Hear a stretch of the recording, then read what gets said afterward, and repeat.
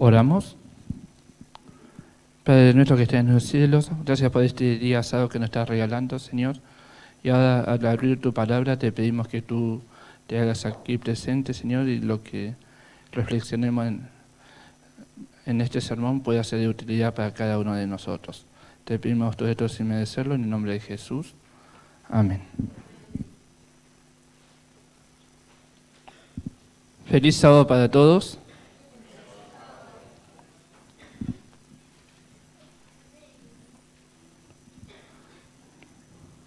Siempre preparar un tema o algo lleva una preparación, como decía el Cape, hablando de sentimientos, una cierta ansiedad, ¿no? De saber qué, cómo presentar lo que uno quiere compartir por ahí con los hermanos. Cuando me preguntaron si quería o tenía un tema para presentar este sábado, dije sí, pero no me acordé que hoy era 12 de octubre. Bien, así que si bien el tema no tiene, el tema central que vamos a presentar por ahí no está directamente relacionado, sí hacer alguna breve mención, ¿no? Por ahí al Día de la Diversidad Cultural, ¿no? Donde recordamos por ahí que cómo fue ese encuentro de dos mundos diferentes, ¿no? Europa y América, ¿no? Y cómo ese encuentro de culturas llevó por ahí al enfrentamiento de ideas políticas, económicas, sociales y religiosas también, ¿no? Que no se solucionaban de la mejor manera en la sociedad, ¿no? Sino que produjo un fuerte impacto en los dos lugares, pero una se vio sometida fuertemente a la otra, ¿no? Y fíjense que no hice hincapié a ningún país o a ningún lugar puntual, porque lo que se produjo fue un encuentro de culturas, ¿bien? Y no es que un país llegó acá o una persona llegó acá, sino justamente lo que se produjo fue el encuentro y la expansión de un modelo político, económico y social, en este caso liderada por España en un primer momento, pero después llegaron otros e hicieron lo mismo, ¿no? No es cuestión de echar o decir, estos son los culpables, ¿no? Tampoco decir, acá en América era todo bueno, no. Había también sus dificultades, sus enfrentamientos y sus problemas, ¿no? Que estaban antes de la llegada de los europeos a este continente. Pero ese encuentro y ese contacto que se producen se dio de una manera violenta, ¿no? O intentando imponer sobre el otro la ideología, los pensamientos, ¿no? Y siempre cuando hablo de estos temas con mis alumnos en los distintos años, menciono algo importante. Por ahí hoy ya no lo vemos tanto o no lo ponemos como un lugar central, o el mundo no lo pone como un lugar central al tema de la religión. Pero antes, cambiarle la religión o imponer, porque fue por la imposición, no se los evangelizó, bien, se lo hizo por la fuerza, con muchos pueblos originarios. Cuando se imponía, lo que estaba imponiendo era una nueva cultura, porque cultura y religión casi que no lo podíamos separar, era la esencia. Y tenemos distintos ejemplos, incluso en la Biblia, ¿no? Cuando Daniel y sus amigos llegan a Babilonia, lo primero que hacen es cambiarle los nombres y imponerle una religión. Bien, es una práctica bastante habitual en la antigüedad. Entonces, pues esto se hizo de manera forzada, no por un convencimiento o una evangelización de las personas. Bien, que como vamos a ir viendo más adelante, sería lo ideal. Bien, pero solo recordar esto y tener en cuenta que cuando compartimos ideas, pensamientos, no lo tenemos que hacer a través de la imposición o forzando al otro, sino tenemos que presentar, y hay algo que vamos a ir viendo durante esta mañana, que no podemos hacer nosotros, y que es el convencimiento. Bien, el convencimiento, la aceptación del mensaje que vamos a compartir, no lo hacemos nosotros, sino que lo hace el Espíritu Santo. Bien. Uno de los pueblos que mayor apertura cultural, religiosa tuvo en la historia es el pueblo persa. Bien, el imperio persa, Media y Persia en un primer momento, pero después, fue quedando Persia, no tenía como en sus objetivos primarios imponer una religión a todos sus habitantes. O si no, no hubieran permitido el regreso de los judíos a Jerusalén. Bien, había un respeto importante de las distintas religiones, bien, que conformaban ese gran imperio, ¿no? Todos sabemos las 120 provincias y demás. Eso implicaba muchos pueblos y muchas religiones. No tenían como objetivo principal esto de llevar su religión. No quiere decir que no enseñan su religión, sus ideas religiosas, ¿bien? Es distinto. Pero no intentaban imponerlo por la fuerza. Aunque conocemos dos historias en la Biblia, la de Daniel, donde, fíjense que es un decreto por una cierta cantidad de tiempo que no se podía dar a otro Dios. Bien, solo al rey. ¿Por qué se puede aprobar ese decreto? Porque no había una imposición cultural desde el poder que dijera, esta es la religión oficial, excepto en ese tiempo que duró el decreto. En otro contexto, y pasado el tiempo, ¿no? También tenemos la historia de Esther y Naamán. Pero fíjense, simplemente como para recordar algunas cosas, ¿no? En la historia de Esther y Naamán y Mardoqueo, no hay una iniciativa del rey hacia los judíos. Es de un dirigente importante del reino, bien, por un enojo personal hacia Mardoqueo y en contrapartida para enmascarar ese enojo hacia todos los judíos. Bien, pero no fue una persecución pensada, vamos a decirlo, en un primer momento desde el poder. Cuando se arma todo el decreto y todo lo demás, sí se convierte en una persecución desde el poder. Bien, pero no era la intención primaria del rey. Y sabemos, Esther, reina que no había dado a conocer su identidad cultural, no se sabía que era de origen judía. Y ante esa situación, ante ese decreto que se manda a aprobar por el rey, bien, de persecución, Esther hace algo interesante. Vamos a buscar Esther, capítulo 4, hace algo interesante que nos va a ir llevando al centro de nuestro tema. Esther, capítulo 4,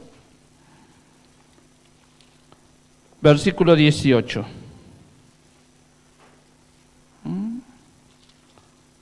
No, tengo mala referencia.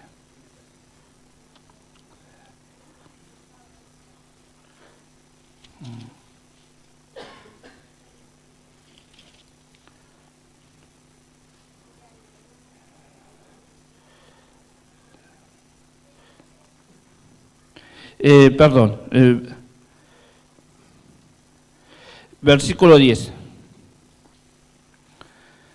4:10.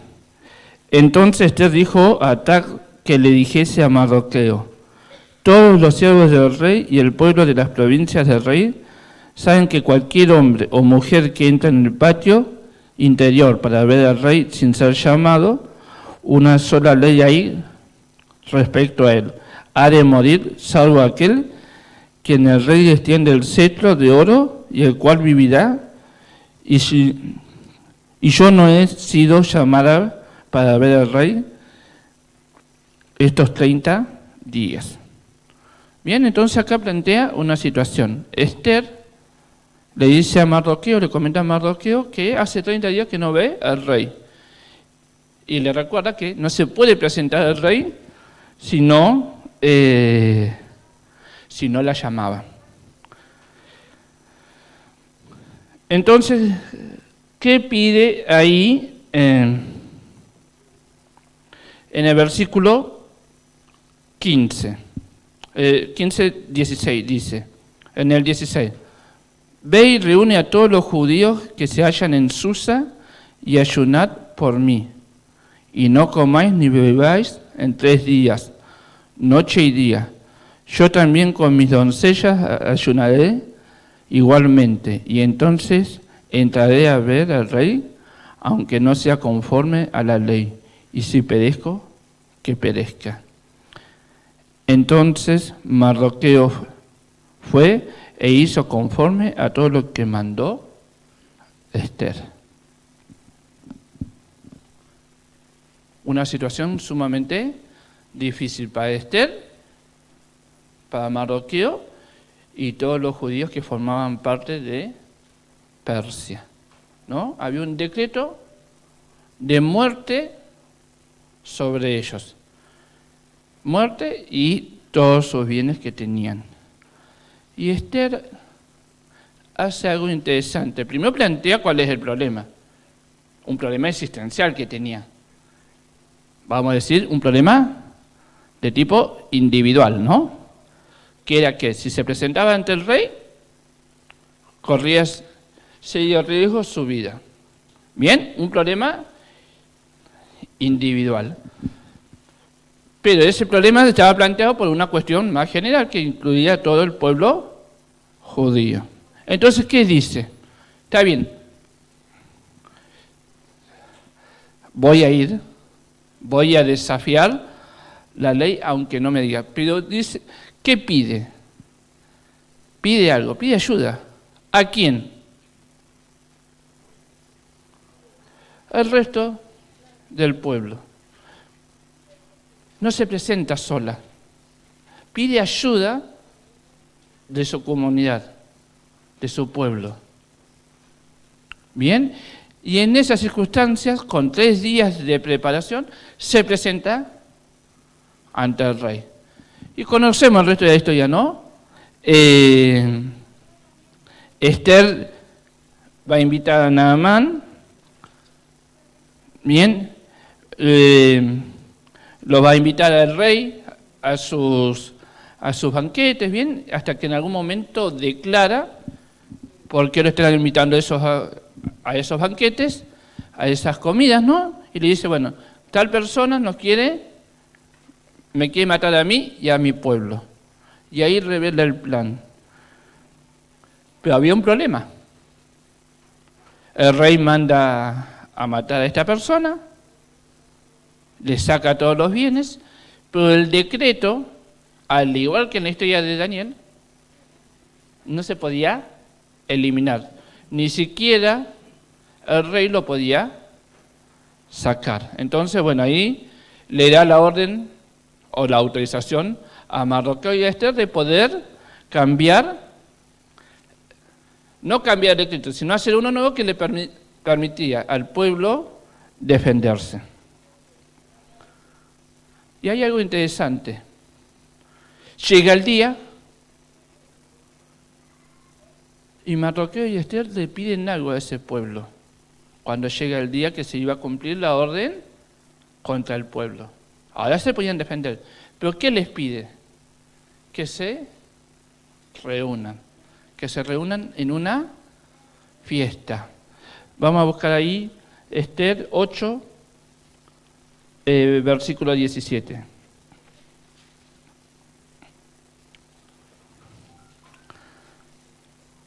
Dice, y en cada provincia y en cada ciudad donde llegó el mandamiento del rey, los judíos tuvieron alegría y gozo, banquete y día de placer. Y muchos de entre los pueblos de la tierra se hacían judíos porque el temor de los judíos había caído sobre ellos. No se reunieron solo por el problema. Una vez que el problema se solucionó y tuvieron herramientas para enfrentar el problema, agradecieron por lo que Dios había hecho por nosotros. Y agradecieron juntos. Bien, lo hicieron en conjunto.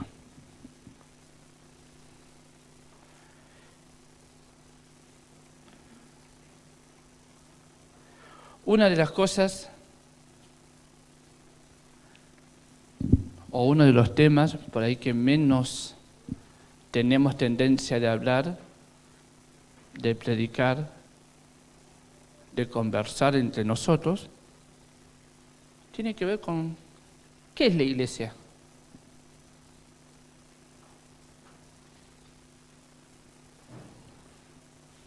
Hablamos del sábado, hablamos de profecía, hablamos del creacionismo, hablamos... ¿Y qué es la iglesia? ¿Cuántas veces le dedicamos tiempo a reflexionar en qué es la iglesia? Bien, porque se habla de la iglesia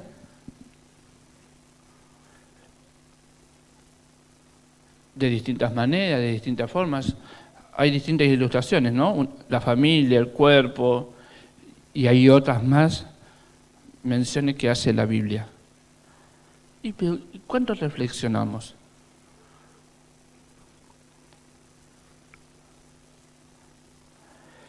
Si uno revisa, ¿no? Entra a las editoriales que se dedican a publicar libros, va a ver que libros de religión, autoayuda, psicología para la ayuda y esto y aquello, están plagados. Vi en uno de religión,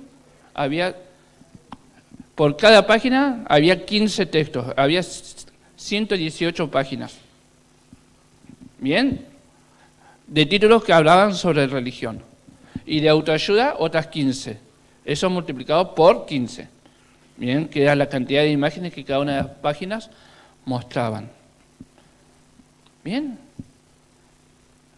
De religión y de autoayuda se habla y se escribe mucho. Bien. Posiblemente sea uno de los momentos que más se habla de esto. Y podemos escuchar, quizás pueda sonar exagerado, pero algo así. Soy una joven judía, baptista y joven budista. O soy ateo, pero creo en la reencarnación.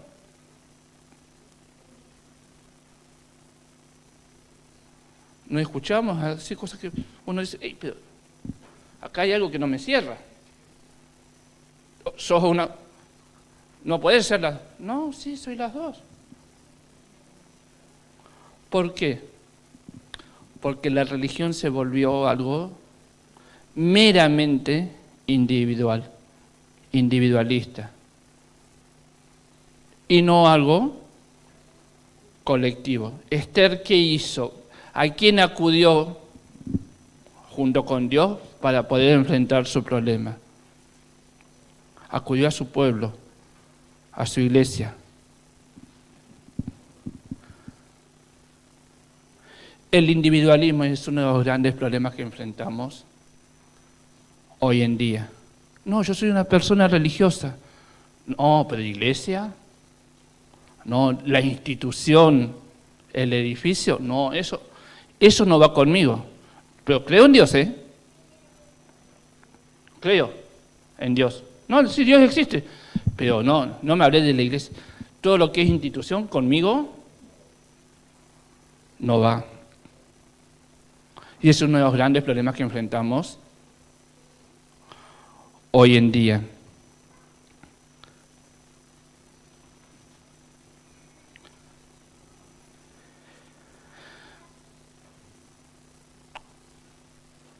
Este individualismo que es propio de nuestra actualidad se manifiesta de dos formas, básicamente. Una, por un lado, es de todas las ideas que hay, tomo lo que me gusta. Entonces voy picoteando un poco de cada uno. Me gusta esto, lo tomo para mí. Me gusta aquello, pero no me afilio directamente con ninguna idea. Eso por un lado. Otra es la convicción de que la religión es un asunto esencialmente privado, que conduce a las personas a concentrarse en la experiencia interior y a perseguir objetivos religiosos eternamente por su propia cuenta. Bien, uno es elegir, lo otro es decir, no, la religión es una experiencia personal y yo con mi librito y con mi estudio voy a llegar. ¿En qué nos vamos a centrar en esta mañana? En esta segunda.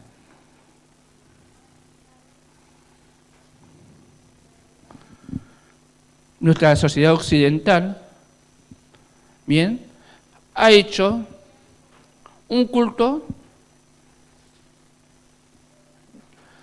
de nuestro individualismo. San Agustín, desde San Agustín en adelante, yo busqué la introspección en mi interior y ahí encontré a Dios, pasando por la filosofía de Kant, Descartes, Rousseau, en la época del romanticismo y demás, ¿bien? Es algo propio, es algo mío, y yo voy a encontrar a Dios en mi interior.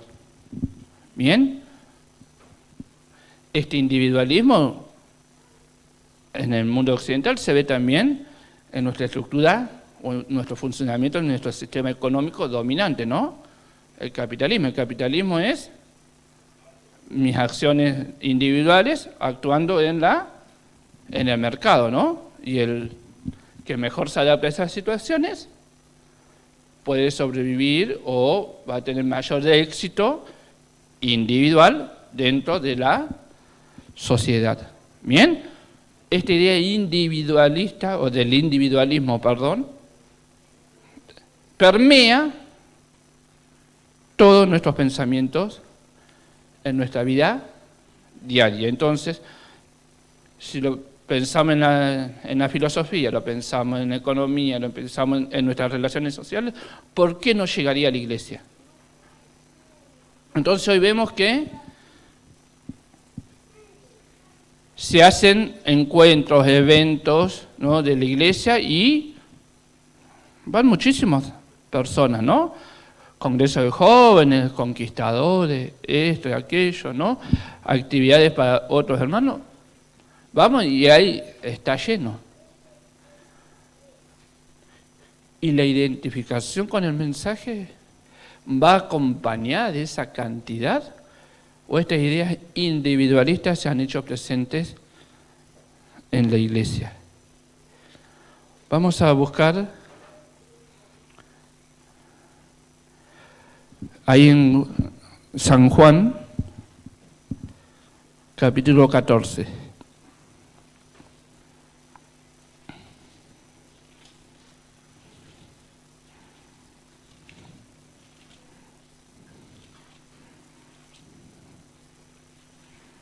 San Juan, capítulo 14. Ahí tenemos una importante presentación de Jesús, ¿no? Una de sus últimas presentaciones estando aquí en la tierra. En el versículo 16 al 18 dice así: y yo rogaré al Padre que os dará otro Consolador, para que esté con vosotros para siempre. ¿A quién le está hablando acá?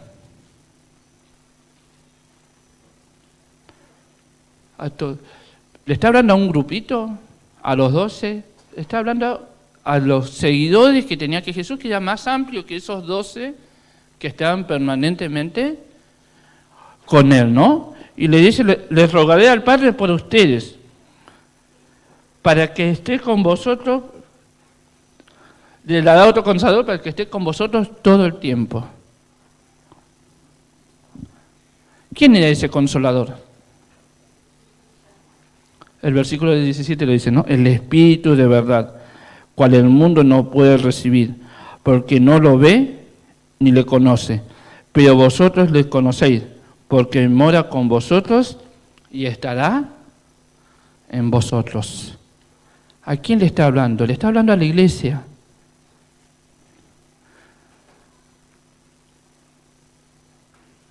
La iglesia se puede entender sin el Espíritu Santo, ¿no está diciendo Jesús? Imposible. Cuando ciertas ideas y ciertas creencias empiezan a surgir y dicen, no, pero el Espíritu Santo no es parte de la Trinidad, no es una persona. No solo están hablando del Espíritu Santo, sino que están atacando el sostén de la iglesia. La roca sabemos que es Jesús, ¿no? La piedra angular. Pero sin el Espíritu Santo esas paredes no se sostienen. Y cuando escuchamos ciertas ideas que hablan en contra del Espíritu Santo, que no es parte de la Trinidad y demás, lo que se está atacando es ese consolador que Dios dejó para la iglesia, ese sustento para la iglesia. Versículo 18, no os dejaré huérfanos, vendré a vosotros. No a uno, no a dos, sino a los que formamos parte de esa comunidad. Y fíjense que Jesús estaba muy preocupado en ese discurso, porque en el capítulo 15 insiste con una idea, con la siguiente idea de San Juan, ¿no? 15, versículo 9. Como el Padre me ha amado, así también yo he amado. Permaneced en mi amor. Si guardaréis mis mandamientos, permaneceréis en mi amor, así como yo he guardado los mandamientos de mi Padre y permanezco en su amor. Permanecer, permanecer, permanecer, insiste. ¿A quién le está hablando? Le está hablando a la iglesia, que en esos momentos todavía no estaba organizada, porque él estaba compartiendo con ellos, ¿no? Pero Jesús sabía lo que venía después. En Juan 14, 23 hace de nuevo otra mención a la idea del grupo. Bien, en el 16, 27 también hace otra idea, a esta idea de comunidad. Y vamos a ir a San Juan capítulo 17, versículo 20 al 23.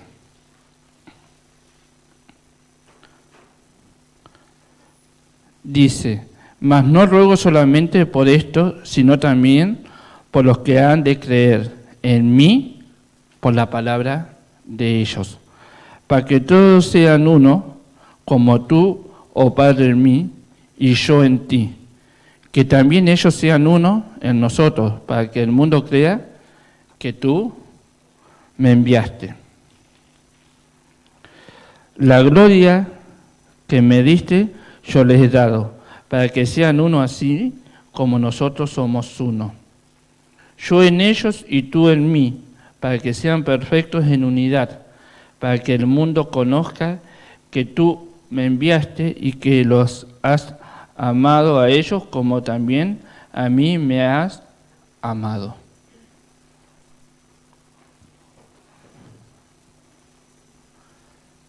Jesús estaba preocupado por sus discípulos y por los que íbamos a creer después de ese momento.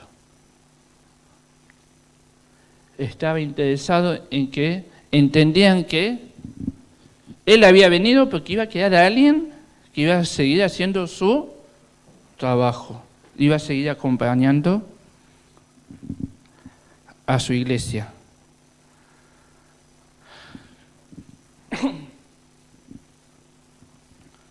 La iglesia es el medio para unir a los seres humanos con la propia vida de Dios.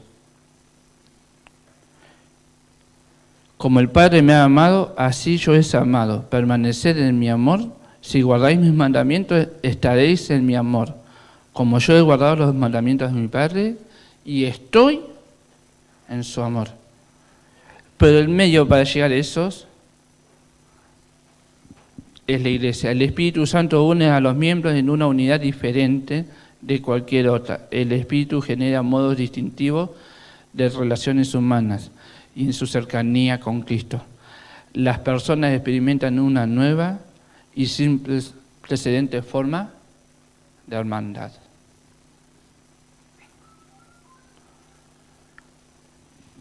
¿Y cómo vemos esto? El libro de Hechos, ¿qué nos presenta?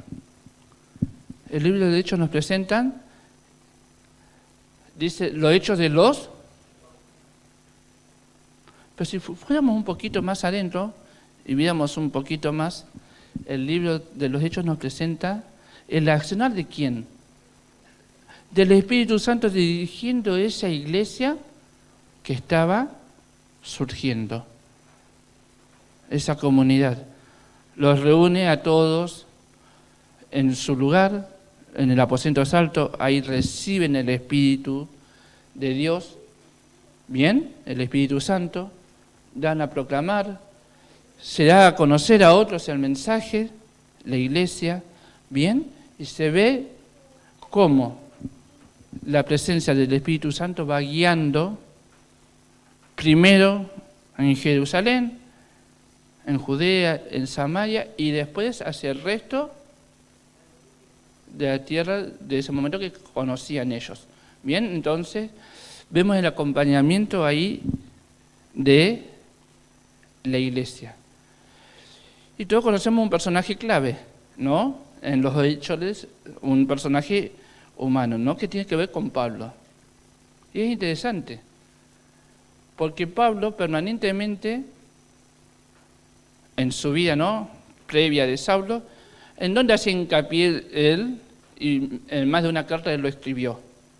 Él decía todos los requisitos que cumplía por ser judío para ser parte del pueblo de Dios, ¿no? Era hijo de judío, era esto, el más celoso, y enumeraba un montón de atributos que el pueblo de Israel aceptaba hasta ese momento para ser salvo, o ser un buen hijo de Dios. ¿Y cuál es una cosa que más le preocupa a Pablo una vez que él acepta el mensaje? Justamente las cartas de Pablo están centradas a poder consolidar iglesias. ¿Basados en qué?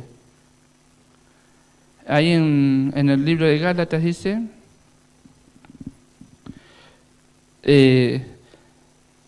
pertenece a una comunidad amante. Los miembros de la iglesia comparten experiencias unos con otros, al mismo tiempo positivas y negativas. Soportar las cargas de unos de los otros. Pablo escribió a los cristianos, de esta manera cumpliréis la ley de Cristo. Esto está en Gálatas 6, 2. Soportaos la carga unos de los otros. ¿Y cómo podemos hacer esto si no estamos en comunidad, juntos? Bien, por eso la iglesia es como un cuerpo. Si una parte sufre, como dice en 1 Corintios 12, 26, cada parte sufre con ellas. Y esto no quiere decir que, para ir finalizando, no quiere decir que no somos seres individuales, porque la salvación es personal y nuestra aceptación, pero nuestro desarrollo de la vida no es individual. Nuestro desarrollo en la vida espiritual es con la iglesia. Si no compartimos con la iglesia, si no convivimos, si no compartimos la forma de dar el mensaje, queda en un individualismo extremo. Entonces, ¿nos preparamos? ¿Estudiamos? Sí. Pues si no compartimos primero con la iglesia, con nuestros hermanos y después con otros, ¿de qué nos sirve todo el estudio que podemos hacer y conocer? No nos sirve de nada. Entonces, la invitación de Pablo era justamente esta. No solo conocer, ¿no?, sino también vivir y convivir con nuestros hermanos, para que así todos juntos podamos enfrentar, ¿qué?, tiempos difíciles como lo pudo hacer Esther en su momento, ¿no? No lo enfrentó sola, sino lo enfrentó en comunidad a esos problemas difíciles. Y en el tiempo del fin vamos a necesitar de los otros para poder enfrentar estos momentos. Y para eso necesitamos una iglesia cada vez más unida en sus pensamientos, en sus ideas, y en tener claro cuál es nuestro objetivo hacia el fin, ¿no? Poder compartir a todo el mundo el Evangelio y poder vivir con Dios en el cielo. Amén.